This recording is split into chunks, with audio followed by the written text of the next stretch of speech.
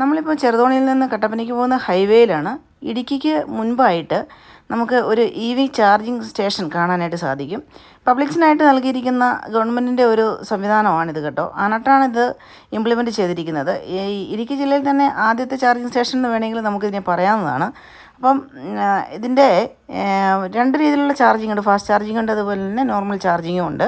അതുപോലെ തന്നെ ഇവിടെ ചാർജ് ചെയ്യാനായിട്ട് അറിയത്തില്ലാത്ത ആളുകളാണെങ്കിൽ പോലും അവർക്ക് അതിൻ്റെ സ്റ്റെപ്പ് 1, സ്റ്റെപ്പ് 2 അങ്ങനെ എങ്ങനെ ചാർജ് ചെയ്യണം എന്നുള്ളതിനെക്കുറിച്ചൊരു മാനുവൽ ഇവിടെ കൊടുത്തിട്ടുണ്ട്. അപ്പോൾ ഈ ചാർജിങ് സ്റ്റേഷനിൽ ശരിക്കും പബ്ലിക്സിനായിട്ട് നൽകിയിരിക്കുന്ന ഒരു പൊതു സംവിധാനമാണ്. എങ്കിലും ഇതിനോട് ചേർന്ന് തന്നെ നമ്മൾ കണ്ട ഒരു ബുദ്ധിമുട്ട് എന്ന് പറയുന്നത്, ബുദ്ധിമുട്ടും കൂടെ പറയണമല്ലോ. അപ്പോൾ അതുകൊണ്ട് ബുദ്ധിമുട്ട് എന്ന് പറയുന്നത്, ഇവിടെ വരുന്ന വാഹനങ്ങൾക്ക് ഒരു ഷെഡ് ഇവിടെ ആവശ്യമായിട്ടുണ്ട്. കാരണം ഈ ഭയങ്കര വെയിലാണ് കേട്ടോ.